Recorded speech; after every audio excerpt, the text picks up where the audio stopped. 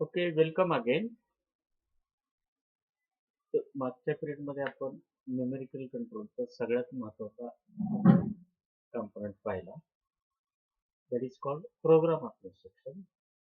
Programme of instruction म्हणजे मशीनवर जो जॉब तयार करायचा आहे, जी जॉमेट्री मशीन करायची, त्या जॉमेट्री मध्ये जे ऑपरेशन्स आहेत, त्या ऑपरेशनची जी काही लॉजिकल सिक्वेन्स आहे, प्रत्येक ऑपरेशनसाठी जे काय speed fit depth of cut values आहेत, या सगळ्या गोष्टीची information writing all these things in some language is called program of instruction. The program is written by using numbers, letters and symbols. हा प्रोग्राम कुठे रिप्रेझेंट केला जातो? या टेपवर. And it is represented in a form of holes. A presence of hole or absence of hole. Presence of hole is called 1, absence of hole is called 0. This is called binary. तर जो programme लिहिलेला आहे आपण numbers, letters and सिम्बॉल्सचा वापर करून त्याचं binary conversion करून हा प्रोग्राम या पंचड टेपवर रिप्रेझेंट केलेला आहे. This is the most important component of numerical control. आता याच्याविषयी आपण नंतर पाहणारच आहोत. Second, another important component is controller unit. It consists of electronics and hardware that reads and interprets the program of instruction and convert it into mechanical actions of the machine. म्हणजे याच्यात काय electronics आहे, electronics त्या पंचड टेपवरचा programme read करेल, interpret करेल, समजून घेईल आणि त्याच्यानंतर ऍक्शन्स जनरेट करेल. ऍक्शन्स हे कशाच्या स्वरूपात असतात? ऍक्शन्स काय आहेत? समजा लेथ मशीन एन्व्हायरमेंट जर समजलं आपण, तर लेथ मशीन मध्ये जे मेन स्पिंडल आहे, जिथं आपण वरतीच होल्ड केलेला असतो, the main spindle has to rotate. Cutting tool जिथं अटॅच केलेला असतो त्याला आपण काय म्हणतो? Carriage.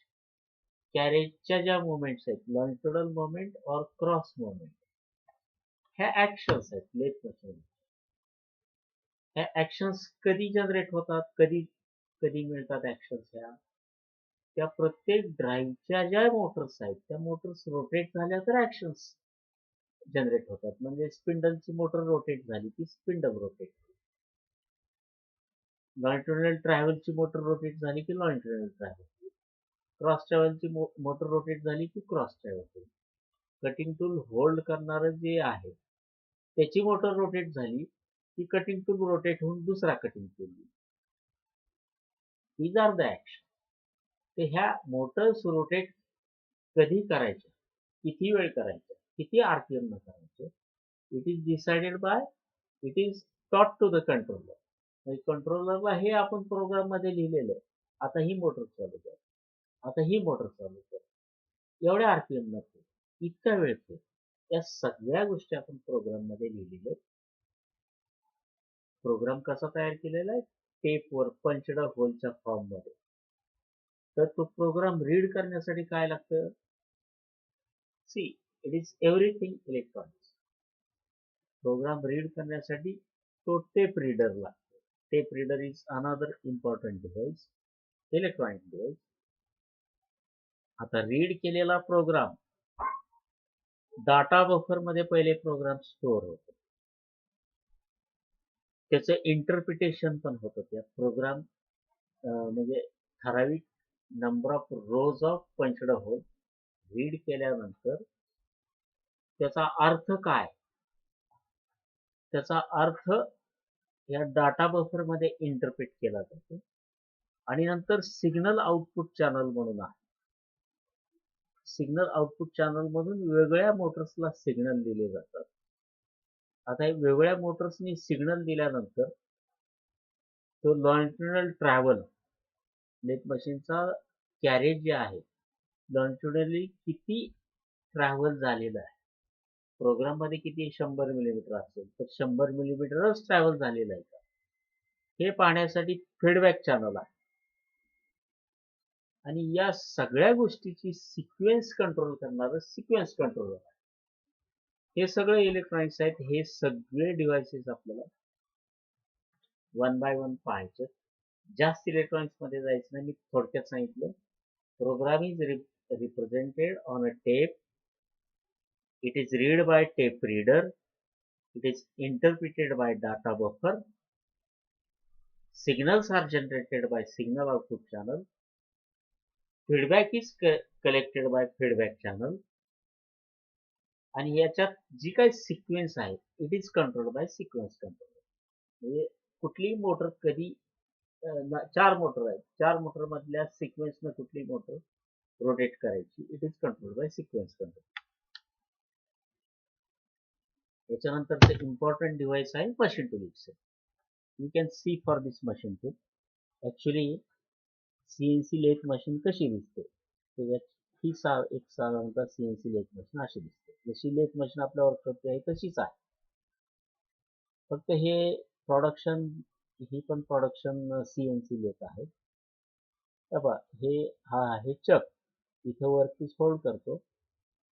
Chak is suppose to rotate about this fix axis. इथे जे आहे इथे जे हे टूल होल्डिंग डिव्हाइसेस आहे. इथं कटिंग टूल होल्ड केलेलं आहे. हा इथं कटिंग टूल दिसतोय. हा आहे कंट्रोलर. प्रोग्राम आपण इथं लिहायचा युजिंग दीज कीबोर्ड्स.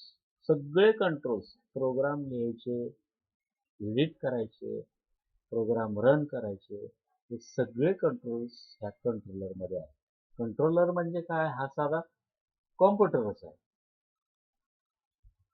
पण it is controlling that machine tool. That's why it is not called computer. It is called controller. ते इथे जे दिसतंय ते इथे एक मोटर आहे. म्हणजे कुलंट प्रोव्हाइड करणारी मोटर आहे. आता अजून एक मशीन आहे.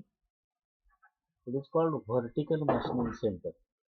जशी ती सीएनसी लेथ होती तशी ही सीएनसी मिलिंग मशीन आहे.